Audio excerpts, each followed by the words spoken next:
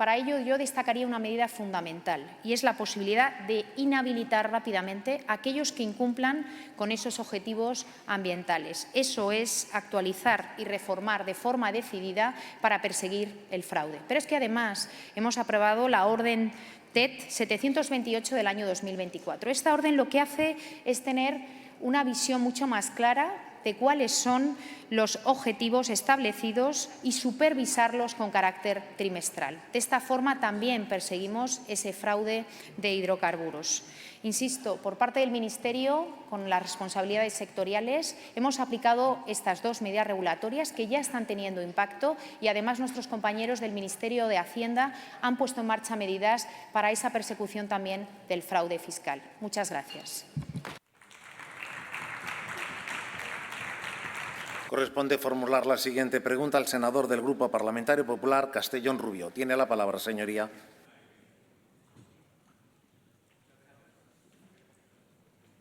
Gracias, presidente. Ministra, buenas tardes. Enhorabuena por su elección. No llega usted en un momento fácil al Ministerio.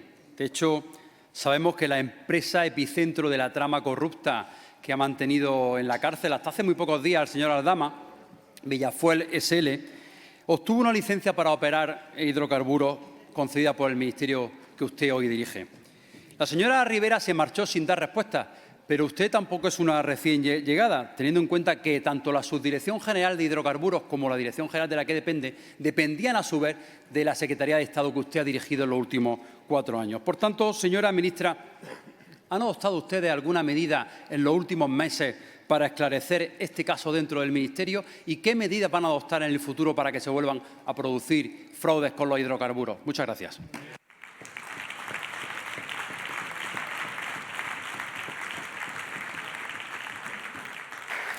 Señora vicepresidenta tercera, tiene la palabra. Gracias, presidente. Gracias, senador. Lo primero, y una respuesta contundente del Ministerio, el Gobierno, vamos y estamos haciendo todo lo posible para reducir cualquier práctica fraudulenta y, efectivamente, también en un sector de hidrocarburos que estamos viendo prácticas que no nos gustaría ver y, por supuesto, hemos tomado medidas desde el punto de vista regulatorio.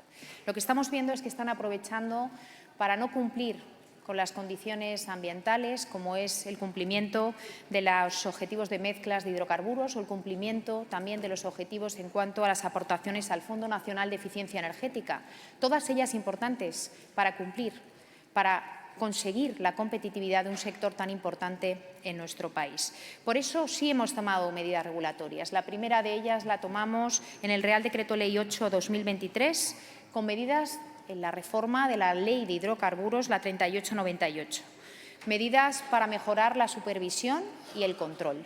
Medidas que consiguen proteger a todos nuestros ciudadanos y proteger también a las empresas que hacen bien las cosas. En este caso, hemos clarificado la figura del operador petrolífero y hemos incluido medidas más exigentes para garantizar que se cumplen todas esas medidas sectoriales desde el punto de vista ambiental, como decía, la mezcla, los objetivos de mezcla de hidrocarburos o el compromiso de cara al Fondo Nacional de Eficiencia Energética.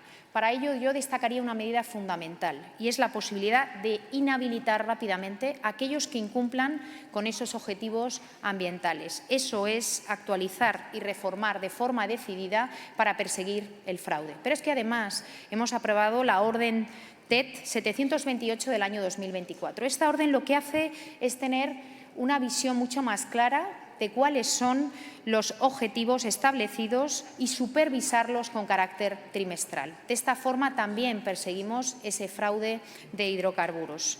Insisto, por parte del Ministerio, con las responsabilidades sectoriales, hemos aplicado estas dos medidas regulatorias que ya están teniendo impacto y, además, nuestros compañeros del Ministerio de Hacienda han puesto en marcha medidas para esa persecución también del fraude fiscal. Muchas gracias.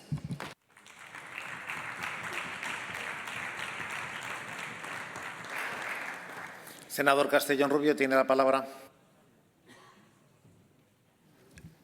Señora ministra, uno de sus principales cometidos a partir de ahora va a ser dar respuesta a tantas preguntas que hoy no la tienen. Mire, con una veintena de personas encarceladas con otras tantas investigadas y con el expediente bajo secreto de sumario, contamos con el testimonio del señor Aldama, que ha reconocido que la obtención de la licencia de hidrocarburos costaba 600.000 euros de soborno.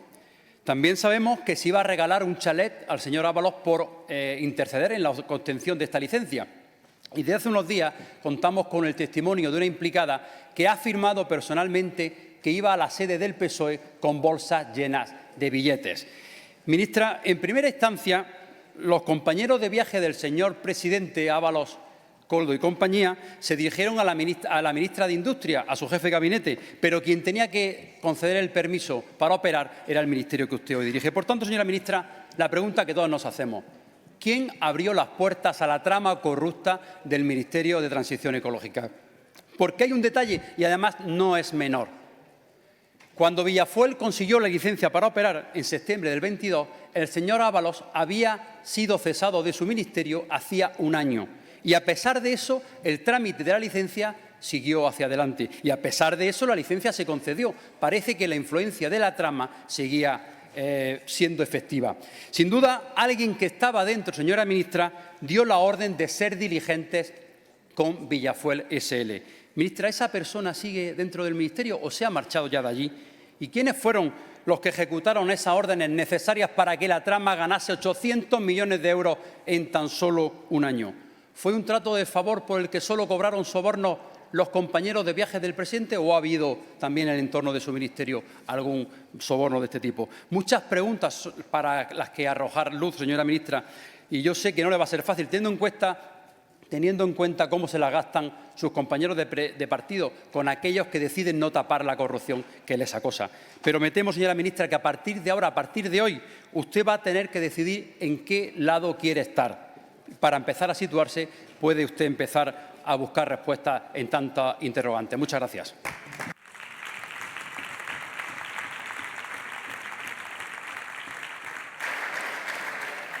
Señora vicepresidenta tercera, tiene la palabra. Muchas gracias, senador. Estoy al lado de la legalidad, del uso eficiente de los recursos públicos y del respeto a los intereses de la sociedad. Ahí es donde estoy, ahí es donde está el Gobierno y ahí es donde está el Ministerio para la Transición Ecológica y el Reto Demográfico. Respecto a la trama que usted ha mencionado, le puedo decir lo primero. Esa regulación que hemos puesto en marcha ha conseguido, de momento, inhabilitar a 13 operadores, con lo cual da resultados. 13 operadores inhabilitados. Respecto a cómo hacemos las cosas en el Ministerio, básicamente 3 mensajes. Cualquier operador tiene que cumplir con toda la tramitación de su actividad. Exactamente todos y cada uno de los operadores tienen que cumplir hasta que consiguen darse de alta en el listado de operadores de la CNMC. En el caso de Villafuel, el expediente que usted está mencionando, tardó más de 600 días hasta que cumplió todas y cada uno de los criterios que tenía que cumplir, no fue dado de alta.